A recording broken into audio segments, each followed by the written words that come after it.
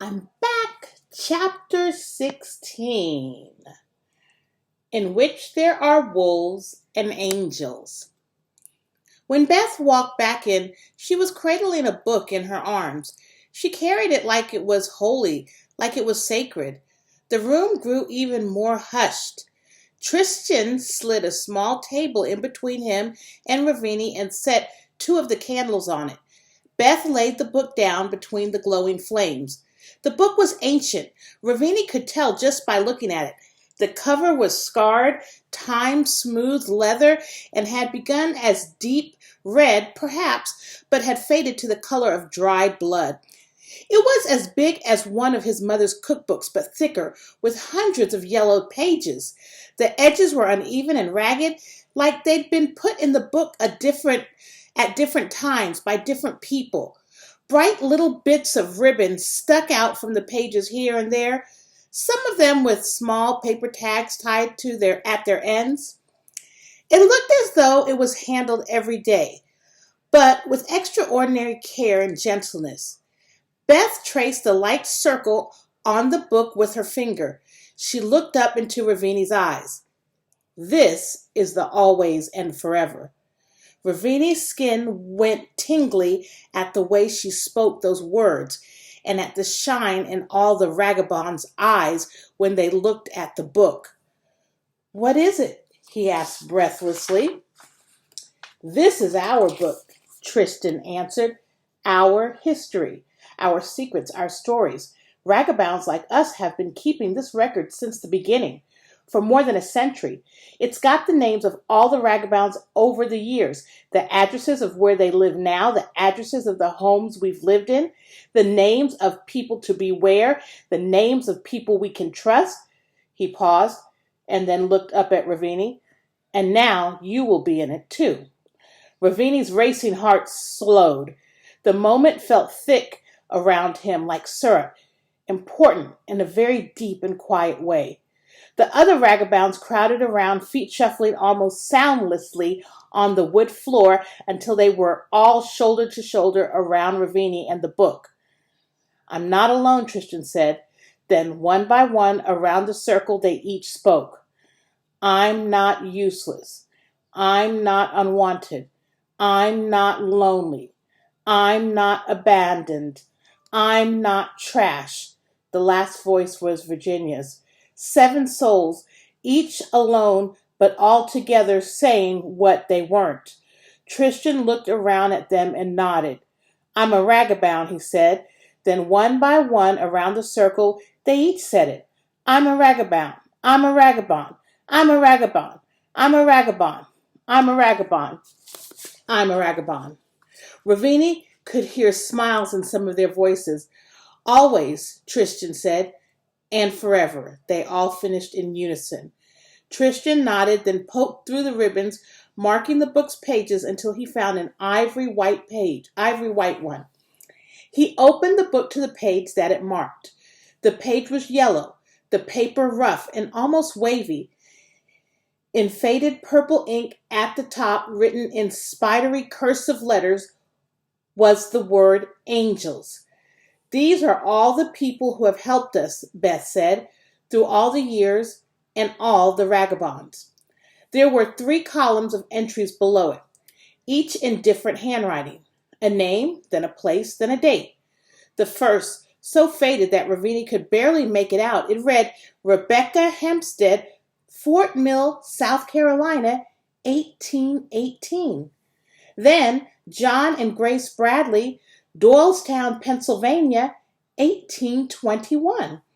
The Ching family, Cedar Rapids, Ohio, 1860. The names went to the bottom of the page and then continued at the top of the next.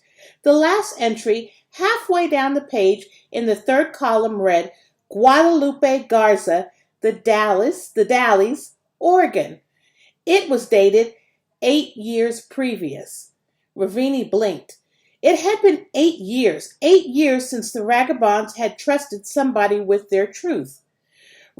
He realized then the magnitude of what Virginia had risked for him. Tears warmed his eyes. Beth held a pen out toward him.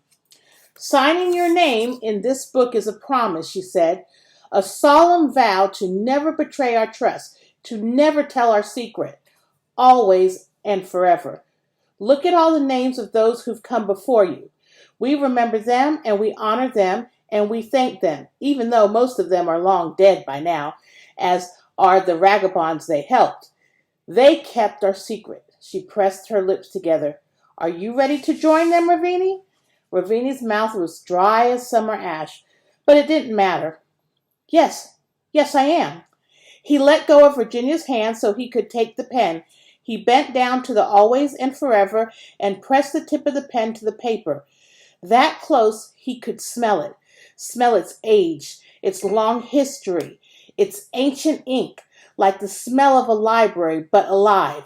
His hand shook at first, but he gripped the pen harder and brought the strength of his soul to bear. The pen steadied so that his promise could be clear. Ravini Foster, Slaughterville. He looked at his name, written in the book. Would some other child in some other place, in some other year far, far from now, see his name there and wonder who he was? He set the pen down and let out his held breath. His legs were quivery. A shaky smile grew on his face.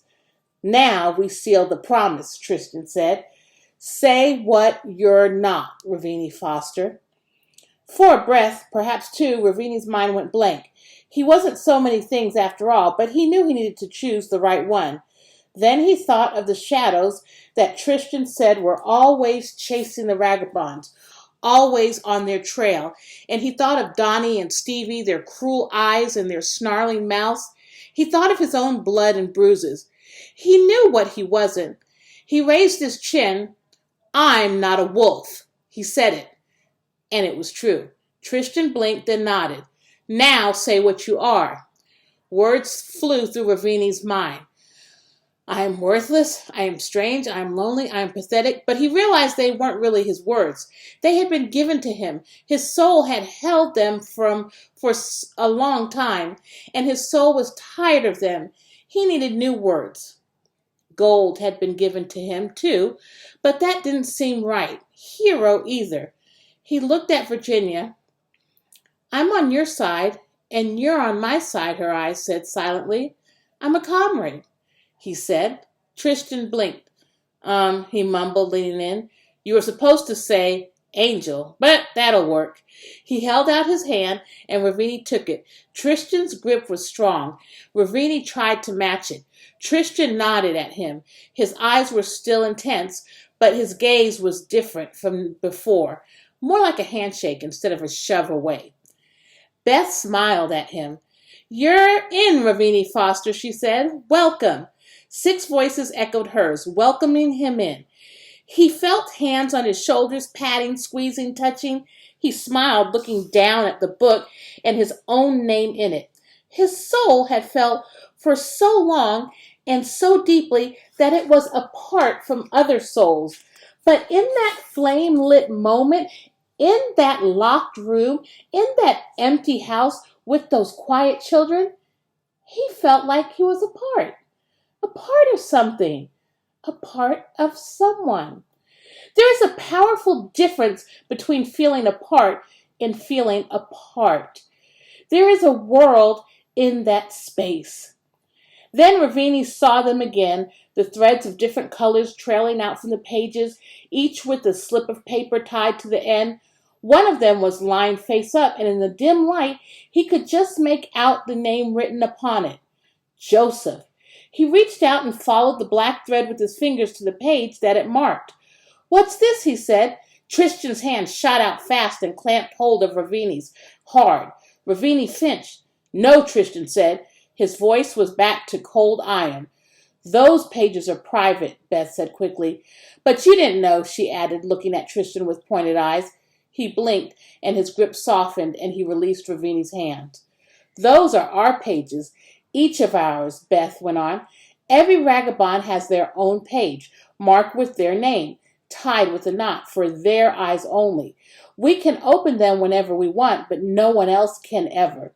We keep our own stories there, our real names, where we came from, our fears, our dreams, our memories. Good. Her voice caught just a bit, and bad. When we join Ragabonds, we gain a lot, so much, but we lose so much too. Our names, our homes, whatever they were. But we can hold it there in those pages. Ravini looked at the fragile little threads. He wondered which ones was Virginia's. When a vagabond grows up and leaves, they take their pages with them. We don't have much, but we have those pages. They're ours. That's part of the magic. Ravini's head tilted up. The magic? What does that mean? What is the magic? All around him, eyes flashed back and forth. He waited breathless. It was Tristan who finally spoke. The magic is what kept us safe since the beginning. We don't understand it. We can't see it. We don't control it. But we know it's here. It's around us all the time, and it follows us wherever we go. It gives us powers, each one of us, to keep us together, to keep the wolves away. Around Ravini, the faces of 7 children were serious, eyes big. But Ravini's heart dropped just a little. He'd expected more. He wanted wands, sparkling lights, something he could see, something he could believe, something maybe that would keep him safe too, from his own wolves. He wanted truth, not a story. That's it, he said soft. It's just something you believe in? Tristan's eyes gathered like storm clouds. No, it's something we know. It's real and it's powerful. It keeps us safe. He tapped the book with a firm finger 3 times. 3 houses ago, everything seemed fine. There were no warnings. We'd been as careful as ever. But one night, the magic woke me up. It whispered to me in the dark, "Run, shepherd." So we did. In the middle of the night, we slipped out the back door, and just before I got in the truck in the alley, I saw another truck pulling up to the front door to grab us. It was the magic that saved us, Ravini. What about the last time, though, Tristan? Annabelle asked. We got caught.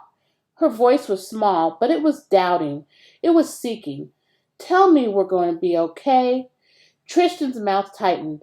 His gaze dropped. Yes, that's true. The magic didn't fail, though. His voice lost its edge.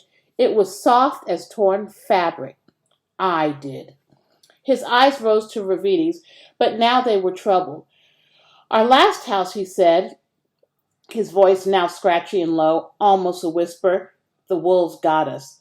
All of us weren't as careful as we need to be. In the corner of his eye, Ravini saw Colt's head drop. I wasn't watching and listening close enough, I guess. I wasn't there when it happened. I came home, and everyone was gone. The book was still there in its hiding place, but the house was empty. Tristan swallowed. His eyes were still on Ravini. But it didn't feel like he was really looking at him. They were far away.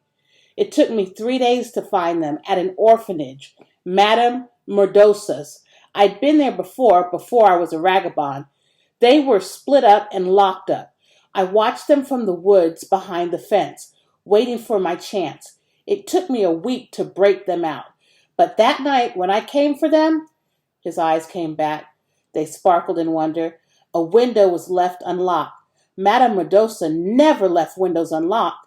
And as I was sneaking down the hall, when I was right out in the open, caught in the moonlight, Madame Merdosa came out of her office. But just when she was about to see me, when I was sure I was caught, her phone rang. She turned around, and I snuck by her, and I got them out. Tristan blinked, and we came here. Magic, Ravini Foster. It's real, and we have it. Ravini could feel it all around him. Not the magic, but the need for it. In all of them, it was belief, but it was kind of belief that was very close to hunger. Sometimes when souls feel like they're lost in the dark, they clutch onto anything that looks like light. Okay, he said. It didn't matter if he believed in their stories. Tristan closed the always and forever. It's time for you to go, he said. But he didn't say it in the cold way he had the first time they met. He said it in the same way Ravini's mother would tell him it was time to go to bed.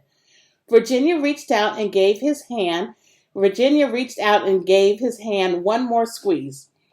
Goodbye, Rav, Annabelle said, and she gave him a quick hug. I'm glad you're in, she whispered. Her face was shining like they were sharing a fun secret. A few more voices said goodbye, Hands patted his shoulders. "Welcome aboard, Frog Master," Colt said with a wink, punching him on the shoulder. When he stepped out into darkness, out the front porch, a piney breeze and the summer smell of cut grass filled his lungs.